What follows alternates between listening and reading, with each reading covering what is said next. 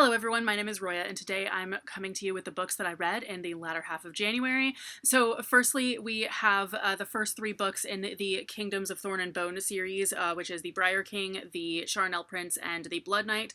I found this series to be very typical and very boring. I know I definitely do deliberately reach for a lot of older dated fantasy because I do like that stuff, but this particular series I thought sounded really good, but it ended up being just really typical and had nothing, character or world building wise or anything that was the least bit clever. There wasn't really anything bad about it. It's just that it followed all the just every old dated trope that you could possibly think of, and I didn't even end up reading the fourth book, The Obsidian Tower by Melissa Caruso. This is another fantasy book that unfortunately was just really typical and really boring. This one is a much newer book, of course, so there's a really big difference in between what made it boring and not that interesting than the books I just talked about. But basically this is about a girl whose family has always guarded this tower that they can't let anyone in, and she doesn't even know what's in the tower. She just knows she's not supposed to let anyone in. So this book had a whole lot of keeping secrets from the reader, but not in a way that actually makes you want to find out. And when you do find out things like what's in the tower, it's kind of just anticlimactic and fairly obvious. Like, it's just not something that was clever at all. Like, of course, something like that would be in a tower. Like, duh. So it wasn't anything that interesting, or at one point the main character thinks that her grandmother is possessed by a demon, and it's pretty much, that's the only explanation already. And then when they find out for sure, it's like gasp at the end of a chapter, like she was a demon, and it's like you already knew that. Like, why is that a surprise that ends a chapter? Like, it just didn't make any sense, and so I just found myself not enjoying this book at all. It is nothing, there wasn't anything just bad about the book. Again, like, nothing I can really pick on it for. It just wasn't really that compelling or that interesting. Doppelganger by Naomi Klein. This is about kind of how we know what we know and what behaviors kind of inspire other behaviors in people, that type of thing. It starts off with the author of this book talking about a doppelganger of hers that is, an actual other person with the same first name who has written similar types of things, etc., etc. Overall has a very similar personal brand to her, has the same first name, everything, but suddenly goes off the deep end and becomes a conspiracy theorist. And then she gets caught up in it because she just happens to be, have a similar online presence and everything to that person. So people think that it's her who did that, blah, blah, blah. And based on this story, she goes into what kind of inspires other people to do other things that are the opposite of what they see someone else do, and then how we find out what we find out, and overall basically relates a personal brand to politics and history in a way that I thought worked really well. And I feel like this is a book that everybody should definitely read if you want to gain any kind of insight into what is happening in the world today, what is going on. And then similarly, Invisible Rulers by Renee DiResta. This is similarly about kind of how we know what we know, and this book kind of goes into propaganda and how it works in today's world of social media, and how the wrong information we could get is basically because people are using social media to find out most of their stuff. So what is deliberately fed to people on social media, and what kind of goes from there, what kinds of things gain traction on there.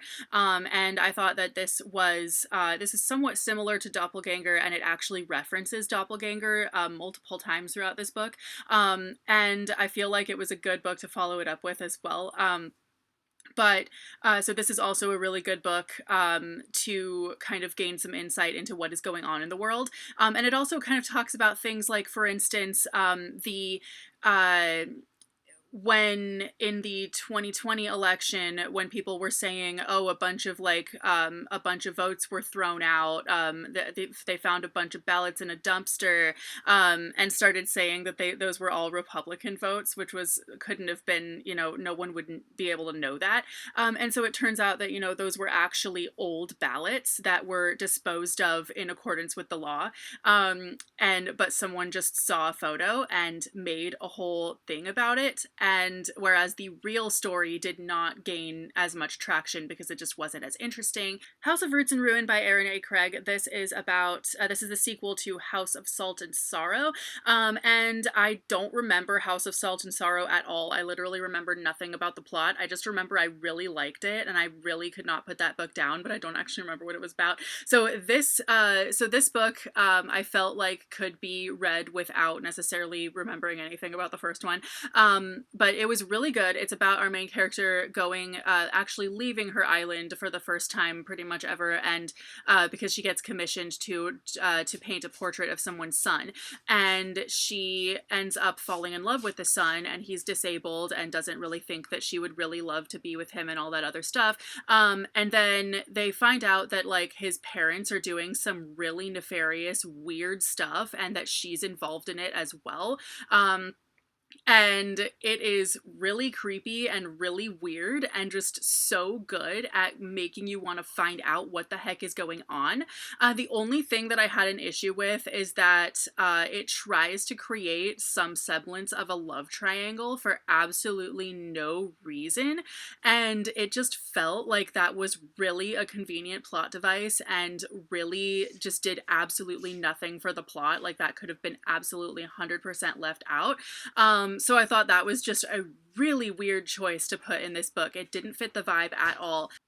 Colonization and the Wampanoag Story by Linda Coombs. This is a book that I read because I read somewhere that it was moved from the nonfiction section to the fiction section of a particular library, which is really stupid because of course it is a nonfiction story, and it's basically a book about how it's an informational book about how the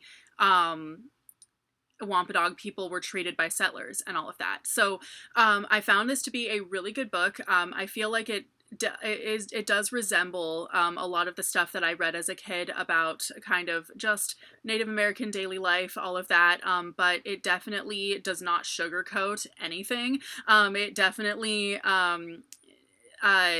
shows a lot of things that went on that I didn't even necessarily feel like I knew enough about.